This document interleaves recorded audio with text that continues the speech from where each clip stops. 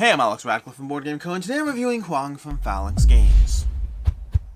Huang is a 2-4 player area control game from Reina Knizia, and this is a prototype, all rules and components subject to change, and I'll have a link to the crowdfunding campaign down below. This is an area control game. It's a game which you're going to be taking 2 actions on your turn from 4 possible actions. The general idea to be slowly building up control over this area while trying to diversify the points you're getting, because there's 4 different colors of points. There's going to be blue, red, yellow, and green, and then wild, which can be put wherever you will need the most in the game. But those 4 colors, your goal is to diversify and have, well, whatever your lowest color is going to be your points. So if you have 15, 15, 15, and 10, your score is 10, and so a well-balanced portfolio in this game is everything. You want to make sure that you are not just getting in points, but rather you are getting in a variety of points as you go through the game. To that end, the primary ways that you're going to get point are through placing down tiles onto the board in regions where you have leaders, and then through combat to either wars or revolts, which we'll get to shortly. Now, an important part to distinguish in the game is the fact that colors are not, well, you. You are the specific faction based on the symbol of the miniature, based on the specific miniature you have. That's who I am. Green is not who I am. These are my color. And the reason for that is every single faction is going to have every single color, and it's going to be representing the type of leader that is, with the miniature being who you are. It can be a bit confusing to see on the board. It's the kind of thing you'll pick up soon enough. But with that said, the first action you have is taking one of your leaders and putting it somewhere on the board, and it has to be next to one of these yellow governor tiles in order for it to stay on the board. So if I go ahead and place one there, let's go ahead and grab one of these over here. I'm going to place this green one out over here, and boom, I put a leader out. The second action I have available to me is trying to start scoring points of that. To that end, I'm going to reach behind my screen, I'm going to grab a green tile, and I'm going to put it down into this region, and if you place anywhere in this region with this leader, and because I have the green leader there, I'll go ahead and take a green point, which is the first thing you want to be mindful of. Putting down a leader into a region means that every subsequent tile of that color that goes into the region, regardless of who places it, will give you a point to that leader, which is great. I'll spend the next 10 turns placing down exclusively green tiles and then refilling my hand up to 6 at the end of each turn. Which wouldn't be great, because that means I'd have a lot of points of green, but not a lot of points of everything else. So going back to the leader action is actually possibly 3 actions. You're either placing, moving, or removing your leader, with placing and moving being the most common, and removing being fairly rare, but still reasons to do so, which we'll get into. But that's going to be the first action, placing your leader, which again has multiple variations there. Placing a tile involves placing down a tile on the board. Generally, it's as simple as placing down a tile, and the leader in that region who matches the color's tile will get a point for that leader. There's a few small differences. So for example, when you place down a green tile, and then of your turn, you're going to take a tile from the market over here, so you have a little bit more control over what you refill. In fact, I want that blue tile, because that's going to be relevant for my next turn where I do something cool. And then in my turn, you're going to go ahead and refill all tiles up to 6, whether yourself, whether other players, if they've contributed tiles on your turn, or to the market over here. That's going to be the first 2 actions. Now, the slight difference there is, first of all, when you place a green tile, you take 1 extra tile from the market. Secondly, when you place a blue tile, let's go ahead and create a situation on the board where we have a blue leader in play. Let's put one over here. And we're going to go ahead and start placing down, let's put that there, great. We're going to put down a blue leader, so now we're going to start putting down blue tiles onto the rivers. Only blue tiles can go into the rivers, other tiles cannot, and vice versa, blue tiles cannot go on land. Now when you place down a blue tile, you can also go ahead and continue the chain, placing another one and another one, continue to do so and getting points every single time, following each blue with another one connecting to the last blue played. So you have a little bit more fun as far as being able to place down chunks of blue. Now green and blue tiles do have other purposes as well. You're able to discard green tiles to build a pagoda, and you're able to discard blue tiles to remove any one tile from the board, which can be incredibly impactful in this game, as removing tiles on the board will cut off your opponent's structures of defense, which we'll get to more when we talk about war and revolt. Those are going to be the first 2 tile color place, 2 tiles that colors that you place. Now when you place down the other tiles, they don't have any specific effect on them, but they will have other reasons why you want them on the board. The yellow tiles in particular are going to be internal strength for revolts, and the red tiles are going to be strength for wars. So they're going to give you positioning benefits as far as holding onto your control as the board slowly expands from there. The last thing to note is you could place down a tile such that it will unite 2 kingdoms, and that can have an impact, otherwise known as war. When you place down a tile such that kingdoms are united, let's go ahead and just create a situation on the board over here. We have a bunch of tiles over here, we have a tile over here, and we go ahead and put down another tile here. As soon as somebody places down a tile over here, that's going to unite the two areas, and a war will trigger between the two areas, in which you'll contribute red tiles, soldiers. Each region before the unification is going to have their own strength defined as the number of reds they have in that. So the strength here is 2, the strength here is 0. But then each player, starting with the attacker and moving clockwise, is going to have the opportunity to contribute tiles to that region to boost the defense, and other players as well who are involved can also do so. So you're going to go ahead and contribute red tiles to the attacker or defender to see which region holds their own, and which region will have their leaders removed from the board, because you can only have leaders of one each color can only have one leader in there. Meaning, right now, this unification doesn't actually cause a problem because we have a green and a blue and there's no conflict. Versus if you had a green over here, then as soon as you put down this green, as soon as you put down this tile, you now have a conflict of 2 green leaders, and only one can be left standing. Wars will always result over there, and you'll get points from the color from that. And then the last one is revolts. Revolts are going to be when you have when you place down a leader into an area as opposed to placing down a tile to unite 2 areas. So again, going to a common setup over here. Let's go ahead and grab a tile. Let's say we have these leaders over here like so, and let's grab a few yellow tiles to set this up. So if we have a few yellows, let's grab one here and grab these over here. So if we have the situation on the board over here, as soon as a player places down a leader of a matching color, and again, it always has to be a leader of a matching color. In this case, the strength is determined by the number of governor tiles, which means this leader has a strength 3, that leader has a strength 2, and players have the opportunity to discard yellow tiles from behind their hand to cement that strength. So you're going to be adding tiles of yellow whenever you're trying to deal with an internal political revolt or whatnot. And that's basically the 4 points of the colors. The blue tiles give the opportunity to destroy other tiles when discarded, and also have the ability that when you place them, you're going to be able to trigger a cascading chain of them. The greens allow you to pick a specific tile from these areas over here, and also you can discard them for pagodas. You're going to have the red tiles are impactful for the main area control of the board. Having chunks of red will allow you to choose the focus areas that you want to try to build up as much defense or as much strength as possible as you go through it. And then the yellow governor tiles are helpful for those internal revolts, where you'll have one player left standing. There's a few other things to go into. We have these white wild tiles, which will go to your, white leader on the board over here whenever you place these down. And these are going to give you wild points that you can put to your lowest area of points. So just to give you a random example, if you have 4 wild points in the game, and your score is 12, 12, 13, 14, well, you're going to take the first 2 wild points to even out your 12s and 12s into 13s, and then unfortunately the remaining 2 points won't actually help you because you won't be able to boost past 13. But it does give you flexibility to be able to have points that you can put to wherever you are weakest without having to worry about what's going to happen and how the board is going to play out. Past that, we haven't talked about pagodas. Pagodas will happen whenever you create a series of 3 tiles like so. So as soon as I built this tile over here, I'd create a pagoda, which would give me a point at the end of my turn. Having access to a bunch of pagodas, let's go ahead and build another pagoda over here. Having access to a bunch of pagodas on the board will give you extra recurring points of that color, so you do want to try to build those little centers. But the downside is, since there are only 2 of each color, as soon as you have a few pagodas on the board of a color, let's go ahead and create some structures over here. Let's put one here. Let's move this. Let's put this here. As soon as you have 2 pagodas on the board, the next pagoda that's created will instead involve the destruction of 1 pagoda in order to move to somewhere else on the board. So the pagodas and who you take your pagodas away from is going to be another reason why you're trying to be mindful of what you build out as you go through this board.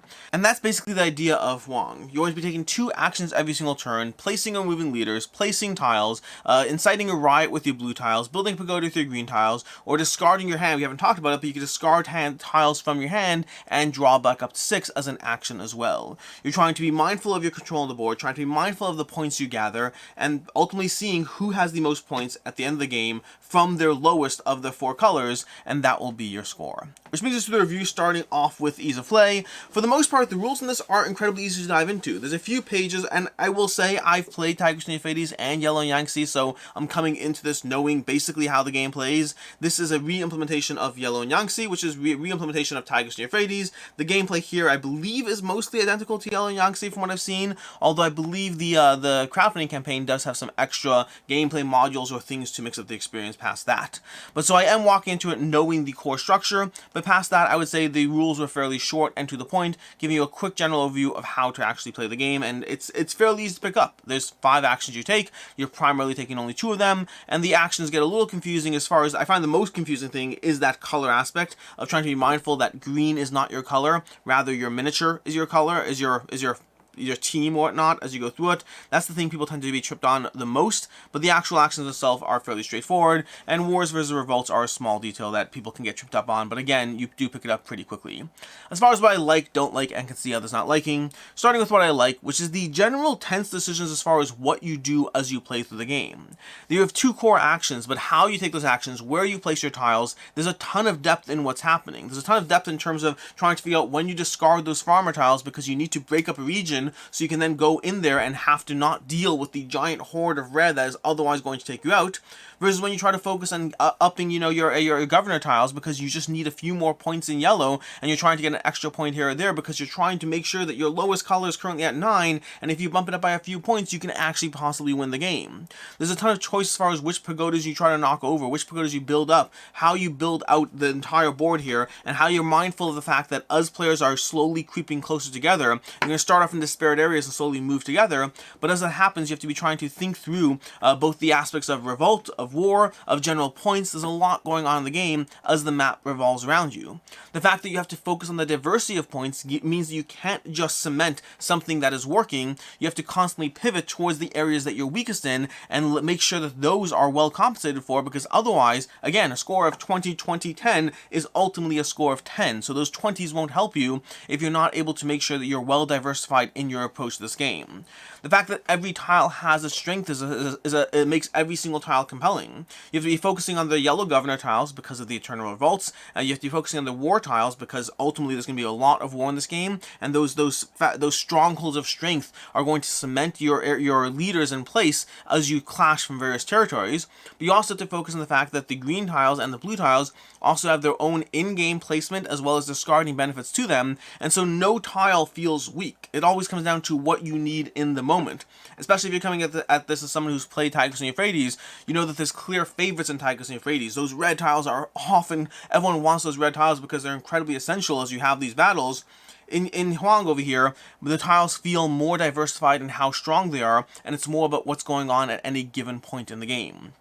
As far as what I don't like, first of all, the combat resolving simultaneously is an aspect that I don't love about Huang. Again, this is relevant if you played Tigris and Euphrates, but whenever you merge two regions, you have to resolve which leaders are going to be pushed out, and in Tigris and Euphrates, you have the opportunity of choosing the order of resolution, which can have a huge impact on the game state. In Huang, you kind of resolve it all simultaneously, which does produce its own compelling elements as far as, especially if you're kind of immersed in both sides of the battle, and you kind of want both sides to win and both sides to lose.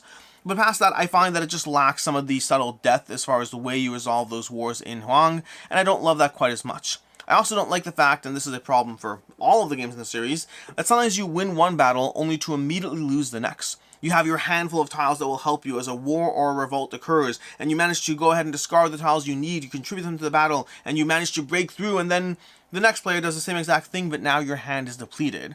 I've always found that to be a fairly unsatisfying aspect of playing through the game, that sense, the feeling that you've repelled the invaders and, well, it doesn't matter because somebody just attacked you again. And that doesn't really, it's never a fun thing to go through that I won but I lost right after. As far as I can see others not liking, there's a few things in this game, but first of all, this is a combat heavy game. Not like, miniatures and dice chucking and all that kind of thing, but there's a degree of combat in the revolts and in the war, and the fact that what you have on this board is only there now. The positioning matters, and the positioning is going to constantly be pushed out. You're going to have wars, you're going to have revolts, and you're going to slowly find yourself pushed out of regions that you thought you had a lock on, and if you don't like feeling like the thing you spend time building up is torn down, well, in this game, the thing you spend time building up is going to be torn down. It's also hard to follow who's winning, which, for better or for worse, that might be something you like, but it might be something you don't like in the sense that, as you play through this game, you're constantly trying to be mindful of, okay, well, who has the most points? But you don't know who has the most points, because everyone's getting points in different areas, and even that person who's getting a ton of points might be getting a ton of points in one or two colors and may not be well diversified. Unless you're really tracking other players, it can come down to a bit of a guess of like a general impression that they're getting more points, even though they're getting more, and that person is more well balanced in their approach. That makes decisions in this game could be kind of difficult as far as whose pagodas you remove, which combats you engage in, where do you leverage actually trying to win versus where do you back out and save it for another day. Some of those decisions are harder because you have no idea who's winning, and again, I know some people might prefer that, so it depends on what your preference is in that aspect of the harder to follow who's winning. And then lastly, I've talked about it already in the ease of play and in the initial teach, but following the colors versus miniatures is always a factor that trips people up again and again and again. As you're playing through this game, you will have, especially if you're playing with new players, you will have people who are constantly confused as to is their color green or is their miniature the little rat guy over here, and so you have that aspect of it always trips people up trying to figure out what they are in this game as they place their tiles out, and that can confuse when two tiles merge together and they're like, oh, there's a war and now your leader's gone, and they're like, oh, it happens again and again, and it will be a factor in the game. As far as final thoughts on Huang, this is a hard game to review without the context of Tigris Euphrates and of Yellow Yangtze before it. Again, both games I've played, and so this is basically more of that. It's going to be hard, I think, more so Tigris and Euphrates, because Huang, for the most part, is a re-implementation of Yellow Yangtze, carrying over a lot of the same rules, or most of the same rules as far as I can see, again, past the modules that will be available, and so those two are more similar, but comparing it to Tigris and Euphrates, or rating and reviewing this game without comparing it to Tigris and Euphrates, is a hard thing to do just because of the lineage, both from the same designer. This one's clearly the next step in that.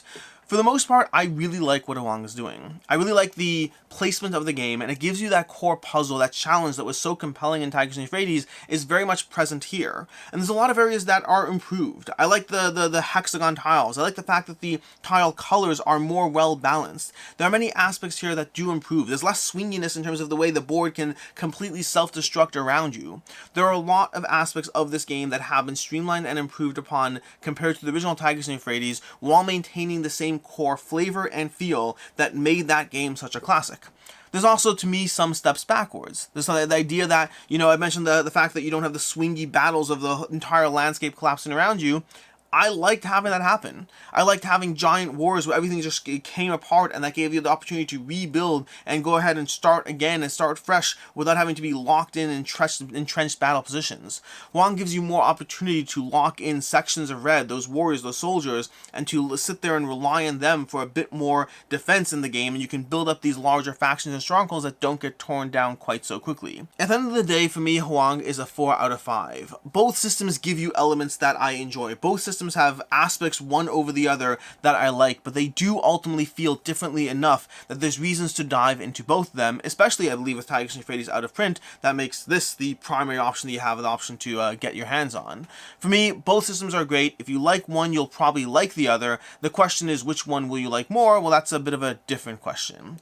As far as other game recommendations, first of all, obviously, Tigris and Euphrates or Yellow Yangtze, although that's basically the same game. And then secondly, if you're looking for another one that's more readily available from from Reina Knizia's tile-laying systems, Babylonia is one that plays in a very short playtime and gives you a solid puzzle as far as the tile-laying differences that one brings to the table. In any case, and until next time, I'm Alex Radcliffe from Board Game Co. I hope you enjoyed this video, and as always, I hope you have a good one.